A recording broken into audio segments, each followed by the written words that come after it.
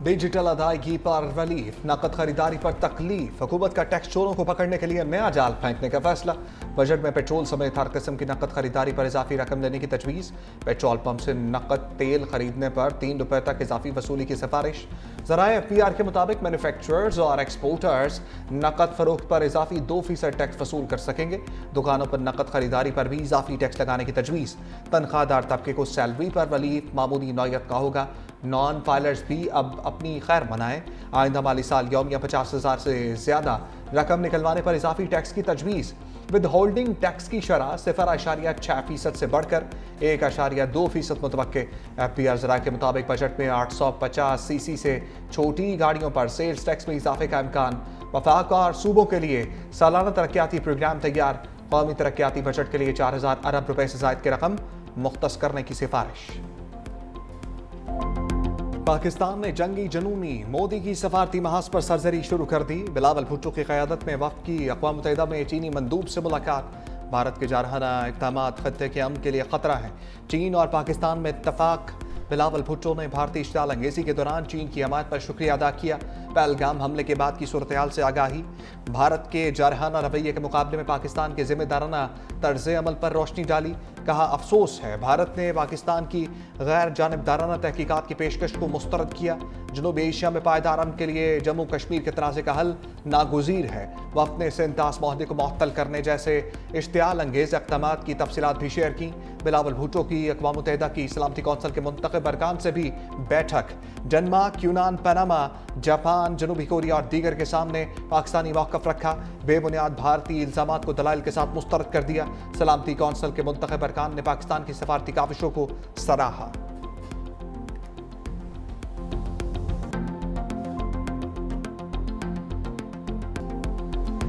भारत दहशतगर्दी को सियासी हथियार बना रहा है। बिलावल भुट्टो ने खबरदार कर दिया। न्यूयॉर्क से पैगाम में कहा कि भारत जब तक मुसलमानों पर तशद्दुद करेगा अमन नहीं हो सकता।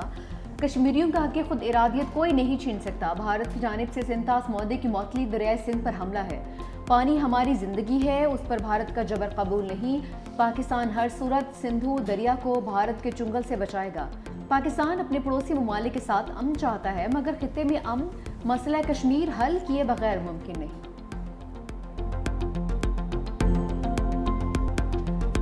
तरक्याती बजट में कटौतियों की सेंचुरी। हुकूमत ने वफाकी तरक्याती बजट में 100 अरब रुपए का कट लगा दिया। रवा माली साल के लिए तरक्याती बजट 1,000 अरब रुपए मुकर्रर। वफाकी वज़ीर मनसूबाबंदी हसन इकबाल कहते हैं, निस्फ से ज़ायद बजट कर्ज अदायगी में जाएगा। 118 से ज़ायद मनसूबे बंद कर दिए। महदूद फंड्स में सिर्फ अहम कौमी मनसूबों को तरजीह दी जा रही है। 664 अरब इंफ्रास्ट्रक्चर के लिए रखने का तखमीना है। सोशल सेक्टर के लिए 150 अरब मुख्तस। फाटा के साबिक अजला के लिए 70 अरब रुपए रखे हैं। अगर कोई मनसूबा शामिल ना हो सका तो पेश की माजरत। हसन इकबाल ने हाथ खड़े कर दिए। मुशीर खजाना खैबर पख्तूनख्वा मुज़म्मिल असलम का रद्द-ए-अमल। प्रेस कॉन्फ्रेंस में कहा, पिछले दिनों वफाकी हुकूमत ने उड़ान प्रोग्राम शुरू किया। कहा गया मईशत 3,000 अरब डॉलर की बन जाएगी। इस दावे पर पूरा उतरने के लिए सालाना 9% से तरक्की करना ज़रूरी होता। इस बार तरक्की का हदफ सिर्फ 2.4% रखा गया है। वफाकी हुकूमत ने 1,800 अरब के तरक्याती प्रोजेक्ट्स ख़त्म कर दिए। ज़राअत 2023 के मुकाबले में नीचे चली गई।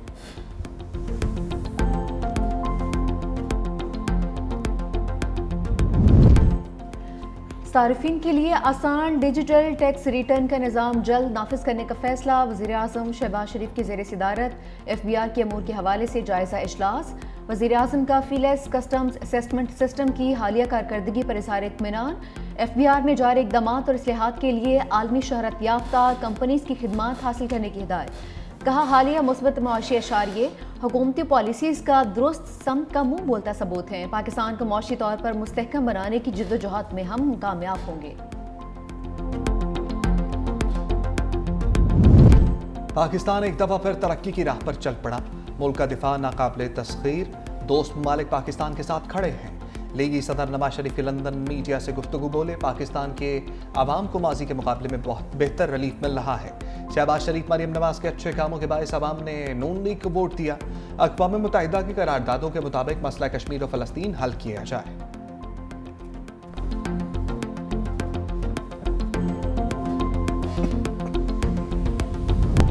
بانی تحریک انصاف کا چوتھی بار پولی گرافک ٹیسٹ کروانے سے انکار، لاہور پولیس کی ٹیم ٹیسٹ کے لیے ڈیالہ جیل پہنچی۔ سابق وزیر اعظم نے تفتیش میں تعاون کیا، نہ ٹیسٹ کروایا۔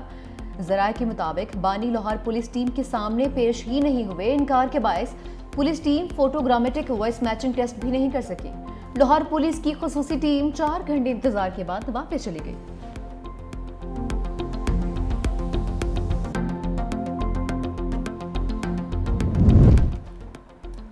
داسارا بھر جانا کیس، وزیر اعظم سے بانی کے وکیل کی جرح، شہباز شریف بذریعہ ویڈیو لنک عدالت میں پیش۔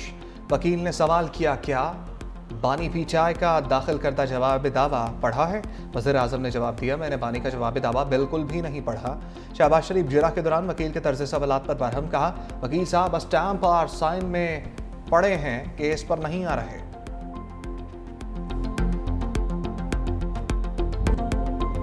پی پی 52 سیالکوٹ میں نون لیگ کی کامیابی کے بعد دھاندلی کے الزامات۔ اپوزیشن لیڈر عمر ایوب کہتے ہیں بیلٹ باکس اٹھائے گئے اور پریزائڈنگ آفیسر فرار ہو گیا، پولیس نے سریعام ٹھپے لگائے، ہم دنیا کو اپنا کیا چہرہ دکھا رہے ہیں۔ اسد کیسے نے کہا کہ فارم 47 کی اسمبلی کی اپنی کوئی حیثیت نہیں ہے، اپوزیشن لیڈر کو دباؤ میں لانے کے لیے ریفرنس لایا جا رہا ہے۔ وزیر اطلاعات پنجاب اسما بخاری نے کہا کہ اسمبلیار الیکشن میں قیدی نمبر 804 کا بیانیہ فیل ہو گیا، عوام نے نون لیگ کی خدمت کو ووٹ دیا ہے۔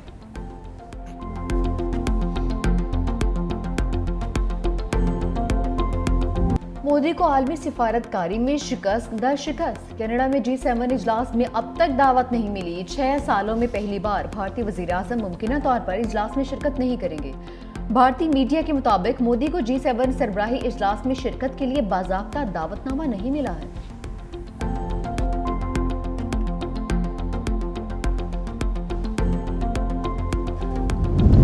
پاکستانی فضائی حدود بند، بھارتی ایئر لائنز کی سانسیں بند، ایئر انڈیا کا اپنے اخراجات بڑھنے کا اعتراف۔ چیف ایگزیکٹو آفیسر کیمبل ولسن کا کہنا ہے کہ پاکستانی فضائی حدود کی بندش سے براہ راست پروازوں کا دورانیہ بڑھ گیا، ایئر لائن کے منافع پر بھی گہرا اثر پڑا ہے۔ برطانیہ سمیت مغربی ممالک کے لیے پروازوں کے دورانیہ میں 1 گھنٹے کا اضافہ ہوا، ایئر لائن کو اضافی فیول کا خرچہ اٹھانا پڑ رہا ہے۔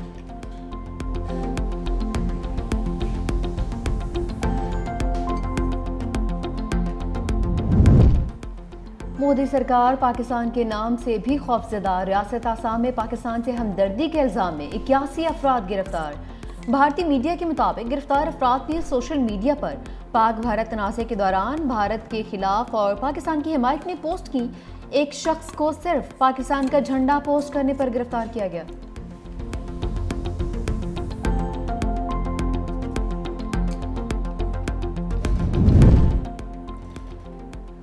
بڑی عید کی خوشیوں کو 4 چاند لگ گئے، وفاقی حکومت کا عید الاضحیٰ پر 4 چھٹیوں کا اعلان۔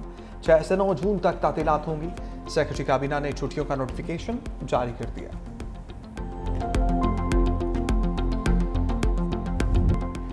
روشنیوں کا شہر، زلزلوں سے کانپ اٹھا، DHA میں زلزلے کے جھٹکے، شدت 3.0، گہرائی 13 کلومیٹر تھی۔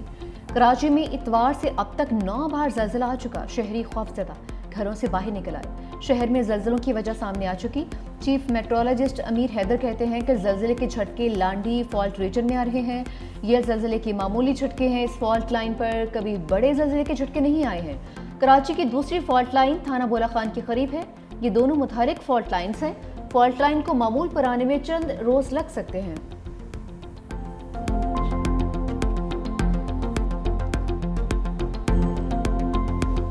استنبول میں روس یوکرین مذاکرات کا دوسرا دور، دونوں ممالک کے رہنماؤں کے درمیان 1 گھنٹہ بات چیت۔ ترک وزارت خارجہ کے مطابق مذاکرات منفی طریقے سے ختم نہیں ہوئے۔ ترک وزیر خارجہ حاکان فیدان کی بطور ثالث شرکت، کہا مذاکرات کا مقصد یوکرین اور روس کے درمیان پائیدار امن کا حصول ہے۔ ترکیہ اس حوالے سے اقدام اٹھانے کو تیار ہے۔ گزشتہ روز یوکرین نے ڈرون حملوں میں روس کے درجنوں طیارے تباہ کر دیے تھے۔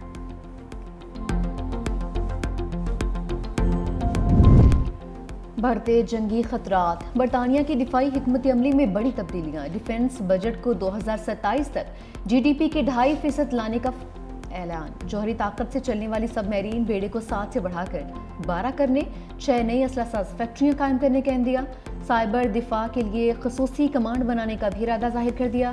برطانوی وزیر اعظم کیئر سٹارمر کہتے ہیں کہ روس سمیت دیگر خطرات سے نمٹنے کے لیے جنگی تیاریوں کی جانب بڑھنا ہوگا۔